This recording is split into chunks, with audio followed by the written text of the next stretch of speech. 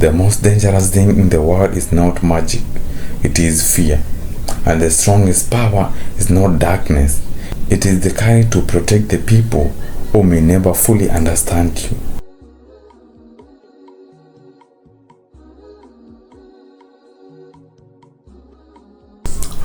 Welcome into this channel, and before I continue, have you subscribed into this channel? Very nice. Let us continue. The rain began before sunrise. It rolled over the hills of eastern Nigeria like a living spirit, shaking the banana leaves and tapping against the rusted zinc rooftops of the village of Umuoka. The earth drank greedily, turning the narrow footpaths into ribbons of red mud. Inside a small hut at the edge of the village, a woman named Nkem sat beside a smoking lantern. The villagers called her witch. Some said she spoke to spirits. Others saw they had seen her walking through the forest at midnight with the whole circling overhead. Children whispered that she could disappear into smoke. Old men claimed she knew that the day each person would die. None of them knew the truth. Nkem dipped a carved wooden spoon into a black clay pot, smearing over the fire. Bitter herbs floated on the surface. She crushed leaves between her fingers and dropped them into the stew.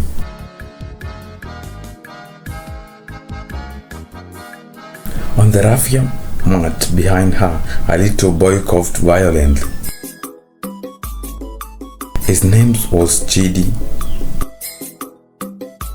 He was only 7 years old. His breathing sounded like stones scraping together. Nkem closed her eyes. "Easy now," she whispered. The boy's mouth sat nearby, rattling her hands. "You will leave?" she asked.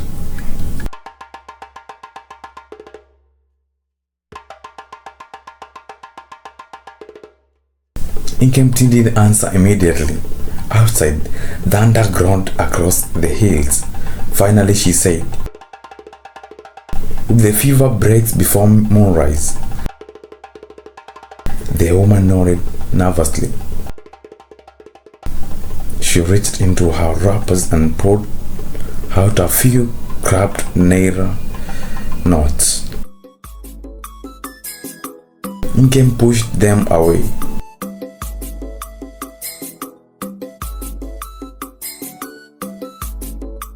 "Keep your money, but buy food for your family instead." The woman stared at her. People always looked surprised when the witch refused payment. After a while, Chidi's coughing softened. His breathing slowed.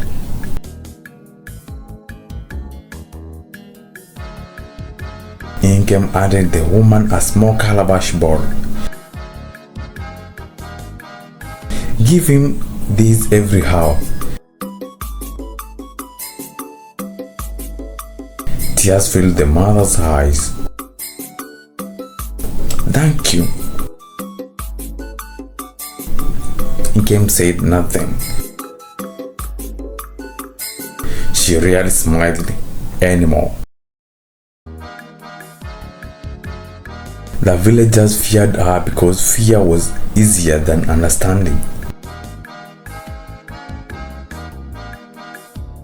Years ago, before whispers followed her name, Nkem had been known for something else: music. She had once danced during New Yam festivals beneath strings of lanterns. She had laughed loudly. She had worn bright coral beads around her neck.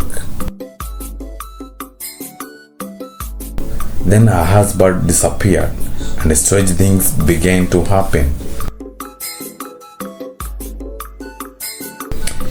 Crops withered, children became sick. A lightning strike destroyed the village chief's barn. Someone needed blame. The fingers turned toward Nkem. She knows too much. People whispered. She walks alone at night. She speaks with spirits. None of them understood that Nkem inherited ancient knowledge from her grandmother, a healer from the old traditions. Her grandmother taught her the language of roots, leaves, dreams, but people often confuse wisdom with darkness. Especially when a woman carries it. That night, after Chidi and his mother left, Nkem stepped outside. Rain dripped from the roof. Mist floated through the trees. She looked toward the forest. Something was wrong. She could feel it. The air carried an unfamiliar vibration. A warning. Then she heard it. A scream. Far away. Nkem grabbed a lantern and hurried down the muddy path. The scream came again. This time weaker.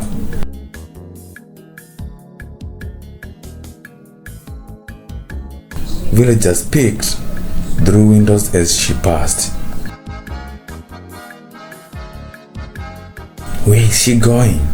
The witch is hunting. Close your doors. Nkem ignored them. She followed the sound toward the old red clay road leading into the forest. Most villagers avoided the road after sunset. Legends claimed spirits wandered there. Nkem knew the truth was more dangerous than spirits. As she reached the forest edge, she saw a motorcycle lying on its side. Beside it was a young woman bleeding heavily from her leg. The woman looked barely 20. Her glasses were cracked. A backpack lay nearby. Nkem knelt beside her. "Can you hear me?" The stranger groaned. "My name is Amara," she whispered weakly. Nkem examined the hood. Deep, very deep. A metal shard and torn through the flesh. "You'll die if you stay here," Nkem said. Amara tried to sit up. "I was going to Nzuka," she murmured. Something ran onto the road.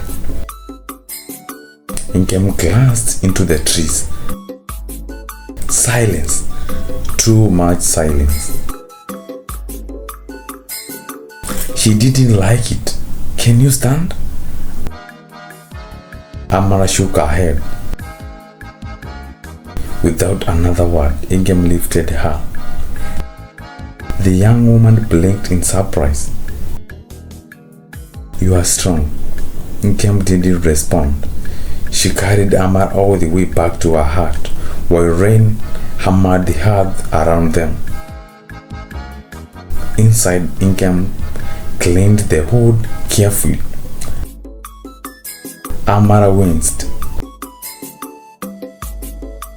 "You are the woman they talk about." Inkem tied a strip of cloth around the injury. "People talk too much." Amara laughed softly despite the pain. "You know, the village they called you a witch before I even arrived." Inkem finally looked at her. "And what do you think?" Amara hesitated. "I think witches probably don't save strangers in the rain." For the first time in years, the corner of Inkem's mouth twitched upward, a tiny smile. Outside, thunder cracked. Then the lantern flame suddenly flaked blue. Inkem's expression changed immediately. "What is it?" Amara asked. Inkem stood slowly. "Stay inside." She opened the door. The rain had stopped. The entire forest beyond the hut stood unnaturally still. No insects, no frogs, no wind. And the darkness between the trees, two pale eyes stared back. Inkem whispered under her breath. "No." The creature stepped forward. It looked almost human. Almost. Its limbs were too long, its skin grey as ash, its mouth stretched impossibly wide. Amara gasped from inside the hut. "What is that?" The creature smiled. Inkem grabbed a pouch hanging beside the doorway. Inside were powdered herbs and white chalk.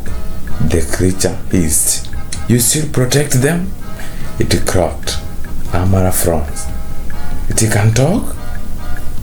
Inkem drew a circle in the mud with the charcoal. "Get behind me." The creature laughed. Its voice sounded like branches snapping. "You cannot stop what is coming." Inkem threw powdered arms into the air. The wind exploded outward. The creature shrieked. Amara stepped backward in shock. The trees bent violently as if invisible hands were twisting them. The creature lunged. Inkem slammed a palm into the chalk circle. A burst of white light erupted across the ground. The creature screamed and vanished into smoke. Silence returned. Amara stared. Her face had gone completely pale. "You?" Inkem exhaled slowly. "Yes," she said quietly. "Now you understand why they fear me." Amara sat speechless for several seconds. Finally she whispered, "What was that thing?" Inkem closed the door. "An Hoya spirit." "A forest spirit?" "Angry one." Amara shook her head. "This is impossible." Inkem returned the fire. "The world is older than what schools teach." The young woman stared at the flames. "What did it say? Something is coming." Inkem didn't answer because she already knew. For weeks she had felt disturbances spreading through the forest. Something urgent was waking, and if she was right, Homework was in terrible danger. The next morning, the village woke to chaos, gods and vanished overnight. The three chickens were found torn apart near the river. Strange footprints appeared in the mud. Panic spread quickly. By afternoon, a crowd gathered near the chief's compound. The witch has angered the spirits, one man shouted. This began after She brought the stranger into the village. Another yelled. Chief Okeke raised his hand for silence. He was an old man with sharp eyes and a carved walking stick. What do you suggest? He asked. A woman stepped forward. Drive Inkem away. Several villagers nodded immediately. She brings curses. She should leave before worse things happen. At that moment, Amara appeared. Her injured leg trembled as she walks into the crowd. That's not true, she said. The villagers turned. She saved my life. An old man scoffed. Of course she saved you. Which is up who they choose? Amara frowned. She held sick children for free. Did that sound evil to you? Nobody answered. Fear rarely listened to reasons. Chief Okeke leaned heavily on his stick. What exactly did you see last night? He asked carefully. Amara hesitated. She remembered the creature, the light, the wind. Finally she said, something dangerous is in the forest. Mama swept through the crowd. One of the hunters spat into the dirt. Sorry. Before anyone could respond, a scream erupted nearby. A young boy came sprinting down the path.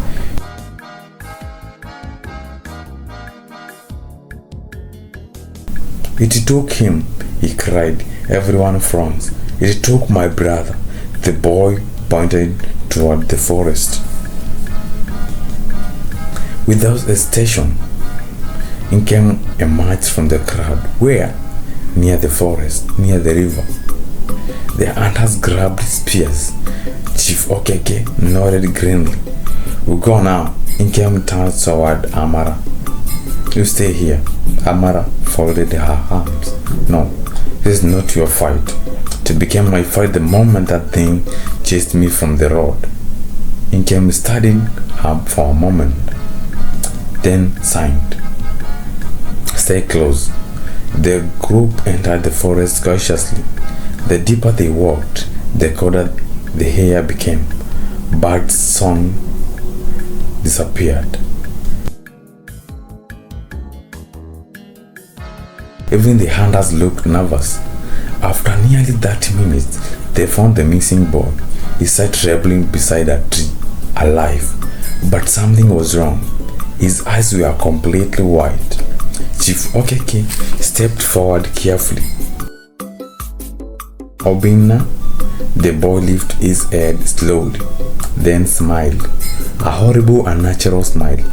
Inkem immediately shouted, "Don't touch him!" Too late. One hunter grabbed the child's shoulder. The boy's mouth opened impossibly wide. Black smoke burst from his throat. The hunter screamed and shadows wrapped around him. The forest exploded into panic. Men stumbled backward. Spears dropped. Amara nearly fell. Inkem pulled a small knife from her wrapper and sliced her palm. Blood dropped onto the hearth. She began chanting in Igbo. The ground trembled. Wind spiraled through the trees. The shadow creature rose from the hunter's body like liquid darkness. His eyes glowed bright red. Several villagers ran immediately. Chief Okeke stood frozen. Inkem slapped both hands into the dirt.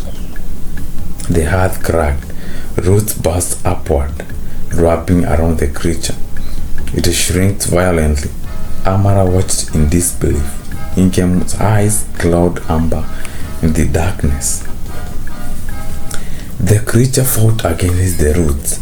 You cannot seal us forever, it screamed. Inkem grinned her teeth. Yes, I can. With one final chant, the roots drank the spirit deep within the earth. Silence returned. The hunter collapsed unconscious. Nobody moved. Nobody spoke. Finally, Chief Okeke looked at Inkem. You truly possess power. Inkem wiped blood from my hand. I told you something was waking. The chief's voice trembled slightly. What is it? Inkem stared deeper into the forest. An ancient spirit called Ekwensu. Several villagers gasped. The name alone carried fear. According to old stories, Ekwensu fed on anger, fear, and division.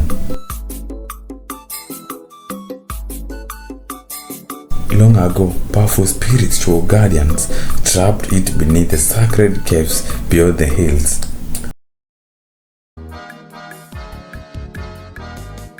But sales weaken, especially when hatred grows. Inkem looked at the frightened villagers. All these years, your fear faded. The crowd fell silent. Nobody wanted to hear the truth. Amara stared closer. How do we stop it? Inkem's expression darkened. We must reach the caves before the next moonrise. And if we fail? Inkem looked toward the horizon.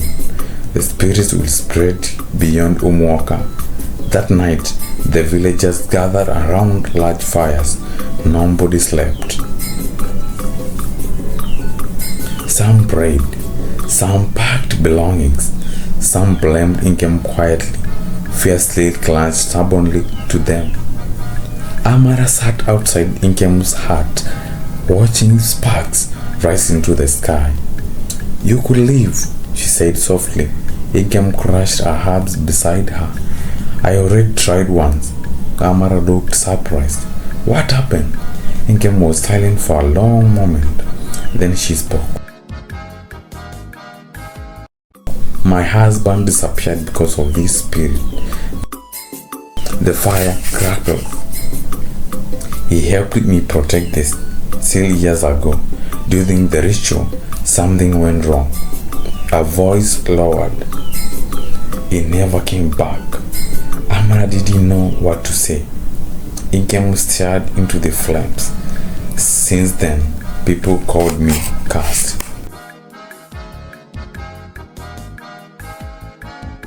You stayed anyway. Inkem nodded slowly. Someone aimed to stand guard. The wind rustled through the trees. For a brief moment, Amara saw not a witch, but a lonely woman carrying a burden nobody else understood. At dawn, Inkem prepared for the journey. She wore white chalk markings on her arms. A leather pouch hung across her shoulder. Chief Okeke selected 4 others to accompany them. Most villagers refused to go. The group entered the forest just after sunrise. As they traveled deeper into the hills, the world grew stranger. Trees twisted unnaturally. Whispers drifted through the air. Once, Amara could have sworn she saw faces moving inside the bark. One Anna began muttering prayers constantly.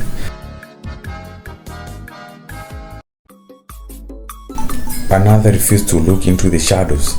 By midday, they reached the sacred caves.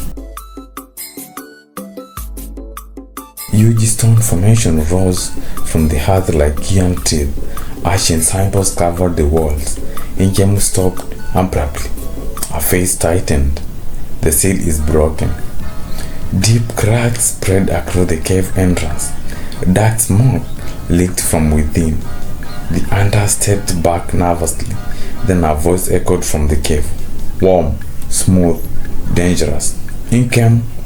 Amara felt chills rest down her spine. The voice continued. You have grown old. Inkem stood perfectly still.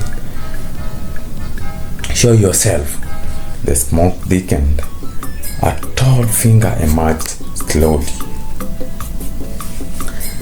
At first glance, it appeared human. A handsome man dressed in dark robes, but his eyes glowed crimson. and shadows moved unnaturally beneath his skin. Nkwenzo smiled. You kept them safe all these years. One hand raised his spear. Nkwenzo looked at him. The hand instantly burst into a terrible scream. It dropped to the ground, clutching his head. Egem shouted, "Do not look into his eyes." Amaras quickly turned away. Nkwenzo laughed. Still giving orders, the spirit stepped closer. "No, you cannot stop me forever." Egem pulled a small carved object from her pouch, a wooden lasima.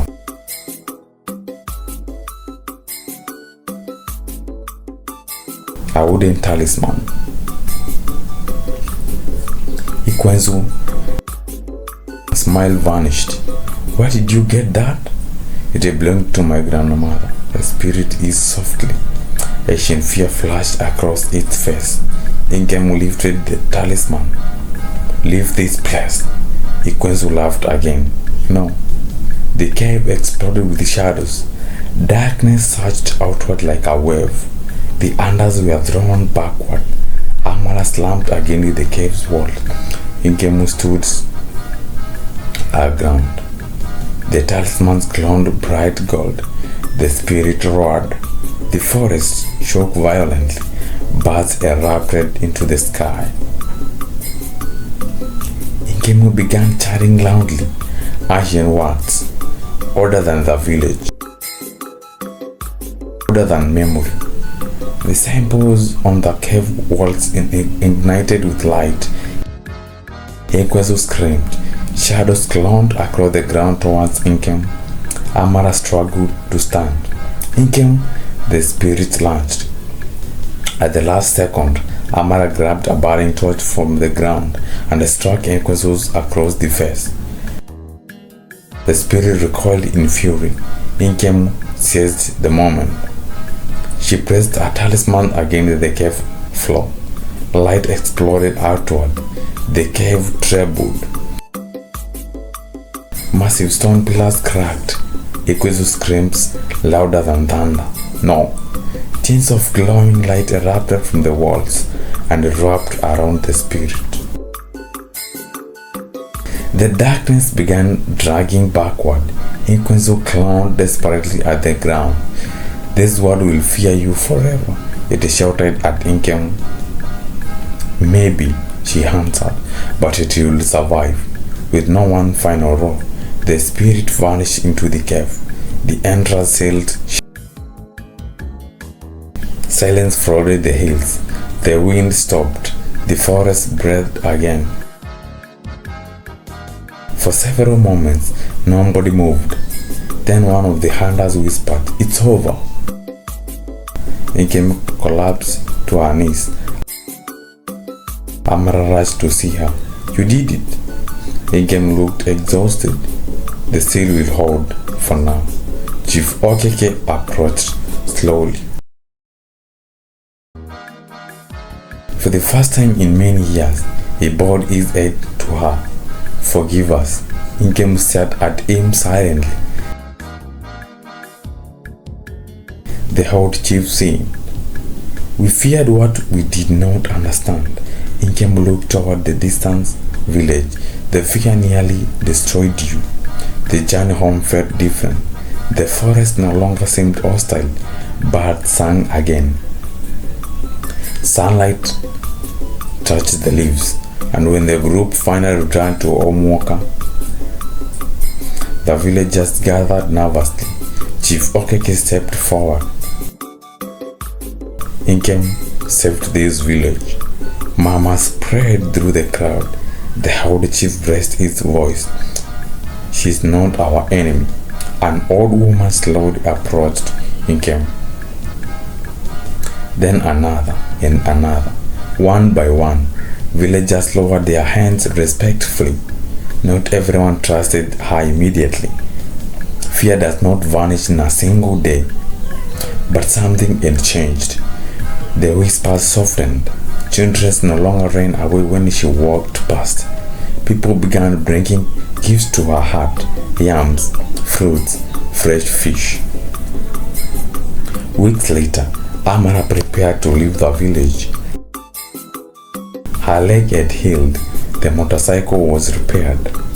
Igemu stood beside the red clay road as morning sunlight stretched across the hills. You could stay, Igemu said quietly. Amara smiled. I might come back. Igemu nodded. That would be good, Amara hesitated. Do you know something? What? I don't think you're a witch. Igemu raised her eyebrow. No. Amara smiled wider. I think you're a guardian. For a moment, emotion flanked across Nkemu's face. Then she laughed softly, a real laugh, the first time in many years. Amara climbed onto her motorcycle. As she drove away, red dust circled behind her. Nkemu stood watching until the sound faded into the distance. Then she turned toward the forest. The wind moved gently through the trees. Peaceful for now. And somewhere deep beneath the sacred caves, Ashe darkness slept once more, waiting. But this time, the woman guarding the seal was no longer alone. The villagers of Umuoka finally understood. The most dangerous thing in the world is not magic, it is fear. And the strongest power is not darkness, it is the courage to protect the people who may never fully understand you. Thanks for walking along with us. It's melodic African stories and folktales. That's all for now. Stay tuned for more.